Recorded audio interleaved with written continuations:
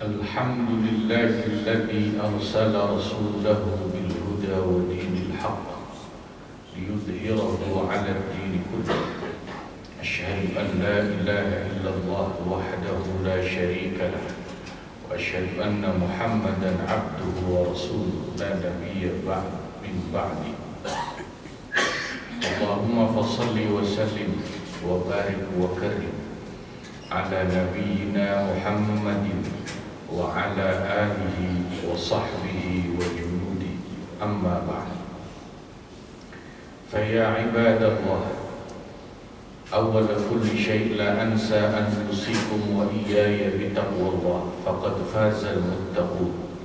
واعلموا أن الله تعالى يقول في محكم تنزيله قديما ولم يزل قائلا عليما: يا أيها الذين آمنوا اتقوا الله حق تقاته ولا تموتن إلا وأنتم مسلمون. صدق الله العظيم وصدق رسوله النبي الكريم، والحمد لله رب العالمين. معاشر المسلمين وزمرة المؤمنين، جماعة الجمعة Masjid At-Taswiq rahimakumullah. Pertama-tama mari sama kita panjatkan puja dan puji syukur yang tiada terukur hanya kehadirat Allah yang Maha Ghafur. Salawat salam semoga tercurah keharibaan penghulu alam baginda Nabi besar Muhammad sallallahu alaihi wasallam, juga kepada keluarga dan para sahabatnya, para tabi'in dan pengikutnya.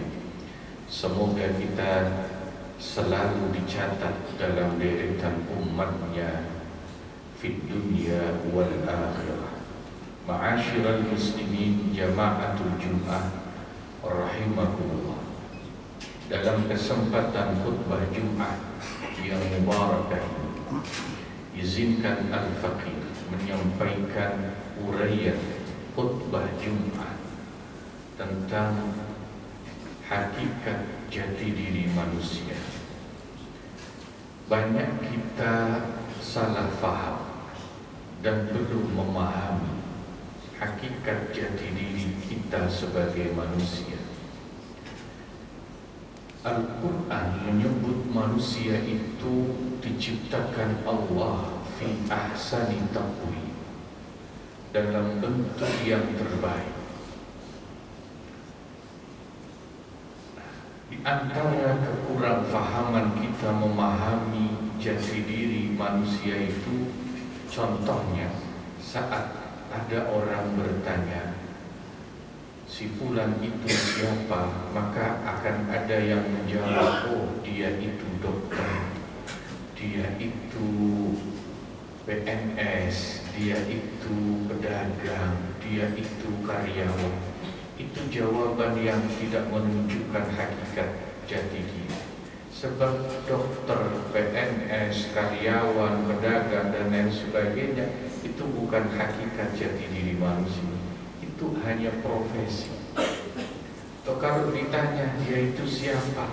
Oh dia itu orang Jawa, dia Sunda, dia Batak, itu juga keliru. Itu bukan jawaban yang menunjukkan hakikat manusia. Itu hanya menunjukkan kampung tanah kelahirannya. Maka ulama menjelaskan makna manusia ahsani taqwim itu baru bisa diketahui kalau kita mengetahui unsur utama Allah menciptakan manusia, kemudian mendaya gunakan unsur-unsur yang Allah gunakan menciptakan manusia. Ada 5 unsur utama Allah menciptakan manusia. Yang pertama jasad, badan, fisik, raga. Secara sederhana, unsur jasad ini kata kuncinya, kata ulama, adalah cukup. Kalau ingin kita bisa memelihara, memanfaatkan dengan sebaik mungkin jasad yang Allah berikan, Kata kuncinya, keywordnya ada pada kata cukup. Apa arti cukup? Cukup tidak kurang dan tidak lebih. Kalau kurang, asupan jasad kita sakit. Tapi kalau berlebih juga sakit. Orang kalau kurang mengkonsumsi gula lemas dia. Tapi kalau berlebih asupan gulanya diabetes. Itu sesungguhnya adalah pesan yang sudah jelas disampaikan oleh Rasulullah SAW. Janganlah kau makan sebelum lapar, dan berhentilah kau makan sebelum kenyang. Tapi kita kebanyakan kebalikan dari apa yang Nabi katakan. Kita belum lapar sudah makan lagi, kita sudah kenyang belum berhenti makan. Kita pagi sarapan, jam 10 ngopi, ngemil, begitu zuhur jam 12, ayo makan lagi, waktunya makan siang. Padahal belum tentu kita sudah lapar. Pola makan yang tidak cukup, karena mungkin lebih mungkin kurang, ini menjadikan jasad kita banyak penyakit. Tapi jasad bukan yang paling penting, saudara-saudara.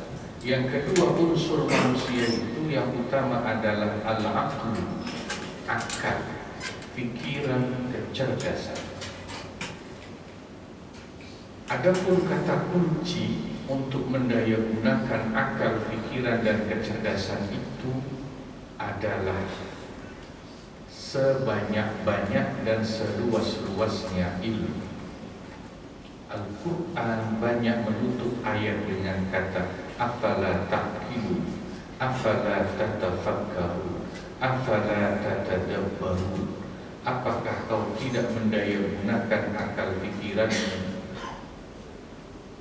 Beda dengan jasad yang porsi asupannya harus cukup, tidak boleh kurang dan lebih. Kalau akal justru tidak ada batasan dan limitnya.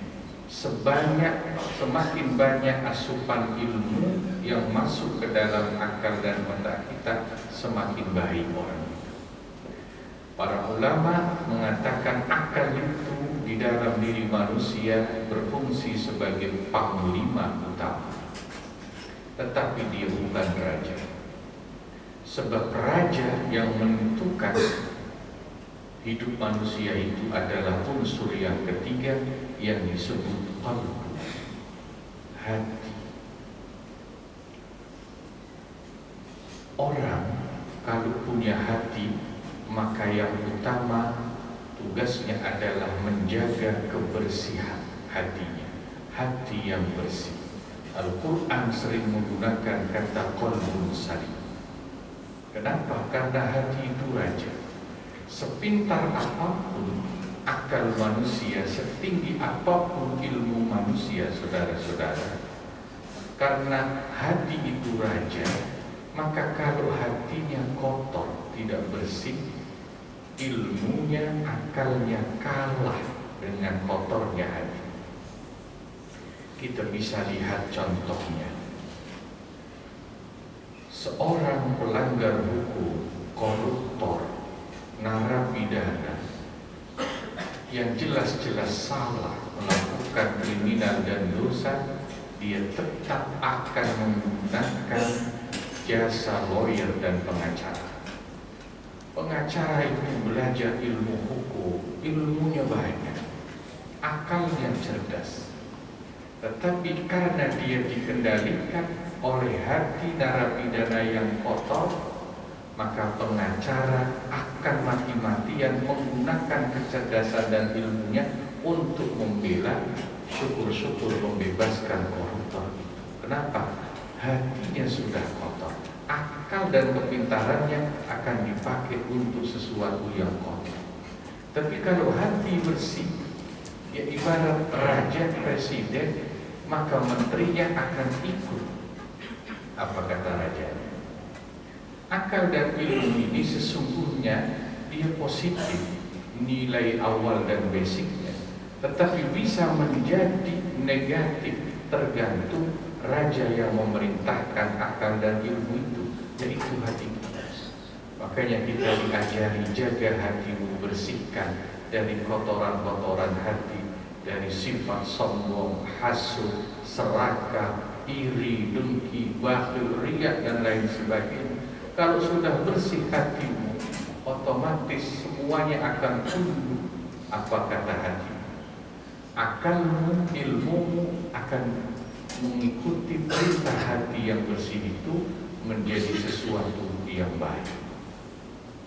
Rasulullah SAW, saudara-saudara, dalam hadis yang insya Allah sering kita dengar berbicara tentang hati sebagai raja itu, kata Nabi, inna fil jasadi mudghatan idza saluhat saluhal jasadu kullu wa idza fasadat fasadal jasadu kullu ala wa hiyal qalb. Sesungguhnya di dalam jasad manusia, diri manusia, ada segumpal daging. Apabila baik dia, maka baiklah seluruh tubuh manusia. Apabila rusak dia, rusaklah seluruh tubuh manusia.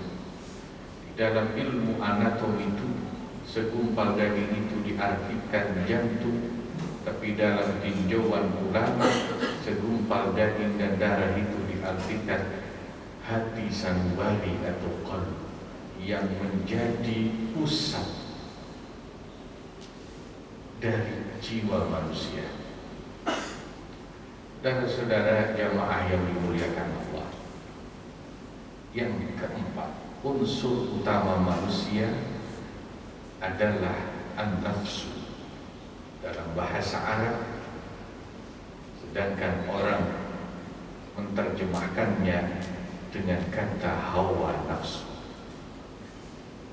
Kalau ada yang bertanya, karena kita biasanya sudah punya asosiasi dan gambaran hawa nafsu itu kan jelek, negatif, kenapa Allah tetap berikan manusia hawa nafsu? Maka jawabannya sesungguhnya Allah membekali manusia dengan nafsu itu justru karena Allah sayang dengan kita. Sebab fungsi dari nafsu atau hawa nafsu itu adalah sumber lahirnya keinginan, obsesi, cita-cita. Kalau manusia tidak dibekali oleh Allah dengan yang namanya hawa nafsu, dia hidup bagaikan mayat, tidak punya keinginan, tidak akan merasakan nikmatnya hidup, tidak ingin punya istri cantik, tidak ingin makan enak, tidak ingin punya harta banyak, tidak ingin punya rumah bagus, tidak ingin beli kendaraan bagus dan lain sebagainya. Tidak ada keinginan, tidak dirasakan dan ditemukan kenikmatan hidup. Justru karena Allah sayang kepada manusia, dibekalilah manusia itu dengan an-nafsu atau hawa nafsu. Tetapi kata kuncinya, kalau manusia ingin selamat bahagia, nafsu yang Allah telah berikan ke dalam diri kita masing-masing itu harus dikendalikan. Kata kunci dari nafsu adalah terkendali, bukan dihilangkan atau dimatikan. Sebab hawa nafsu, saudara-saudara, tidak mungkin dimatikan. Maka Allah mendidik kita misalnya lewat bulan puasa, dididik puasa. Itu bukan untuk menghilangkan hawa nafsu, tapi mengendalikan. Kita punya keinginan makan, tidak dihilangkan keinginan itu, tapi dikendalikan lewat puasa misalnya. Atur jam makannya, atur waktunya lewat puasa. Sebab kalau dihilangkan kita tidak makan, tidak minum. Kalau dihilangkan hawa nafsu, hilang juga kebutuhan biologis kita. Jadi kuncinya adalah terkendali. Ayat yang indah saudara-saudara dalam Al-Quran di surat Al-Fajr tentang bagaimana hawa nafsu yang terkendali itu difirmankan oleh Allah, ya ayyatuhan nafsul mutmainnah irji'i ila rabbiki radiyatan mardiyah fadkhuli fi ibadi wadkhuli jannati. Ya ayyatuhan nafsul mutmainnah, wahai nafsu yang mutmainnah. Nafsu jiwa yang mutmainnah menurut ulama artinya yang tenang, terkendali. Dia tidak bergejolak lagi, radiyatan mardiyah, selalu ridho apapun yang Allah berikan. Punya duit ridho, tidak punya duit tenang. Saat sehat senang, saat sakit pun tetap tenang. Itu makna nafsu yang mutmainnah, yang radiyatan mardiyah secara sederhana. Tapi saudara-saudara, ternyata dari empat ini bukan yang paling penting dari diri manusia. Yang terpenting unsur dari diri manusia adalah yang terakhir, yang kelima. Apa itu? Ar-ruh, yang disebut ruh. Sebab Al-Quran mengatakan wa nafakha fihi min ruh. Allah meniupkan ke dalam diri manusia itu ruh. Ruh inilah yang sesungguhnya bersifat transenden, bersumber langsung dari Allah Subhanahu wa ta'ala. Maka semua karakter empat unsur yang tadi sudah disebut tidak sama dengan kebutuhannya. Sebab ruh inilah yang sesungguhnya kalau kita ada orang meninggal, kita bacakan inna lillahi wa inna ilaihi raji'un. Sungguhnya kita berasal dari Allah dan hanya kepada Allah kita kembali. Itulah yang disebut kembalinya ruh. So, kalau orang meninggal, jasadnya tidak kembali kepada Allah, dia dimakamkan di TPU, tapi ruhnya, kalau lebaran kita ucapkan minal aidin wal faizin, semoga menjadi orang yang kembali. Sesungguhnya yang dimaksud kembali itu adalah ruhnya, bukan kembali ke kampung atau mudik. Kenapa? Karena ruh punya karakter, dia butuh untuk dekat dengan sumber penciptanya, yaitu Allah Subhanahu wa ta'ala. Maka yang menjadikan ruh ini selamat, bahagia, satu-satunya adalah dekat, taqarrub, bisa mendekat dan kembali kepada Allah. Maka semua syariat ibadah yang Allah ajarkan dan perintahkan, hakikatnya adalah bentuk untuk mengajarkan ruh kita taqarrub, mendekat, kembali kepada sumbernya, kembali kepada khalisnya Allah Subhanahu wa ta'ala. Baik ibadah seperti salat, ritual, ibadah melalui harta, zakat, sedekah, semuanya muaranya adalah mendekatnya ruh kita kepada Allah Subhanahu wa ta'ala. Kalau kelima ini kita pahami unsur manusia ini dan bisa kita jaga dan daya gunakan, insya Allah kita akan menjadi manusia yang memahami jati diri, tugasnya, fungsinya, dan untuk apa dia diciptakan oleh Allah Subhanahu wa ta'ala. Barakallahu li wa lakum bil Qur'anil Karim, wa nafa'ani wa iyyakum lima fihi minal ayati wal dzikril hakim. Taqabbalah minni wa minkum innahu huwal ghafurur rahim.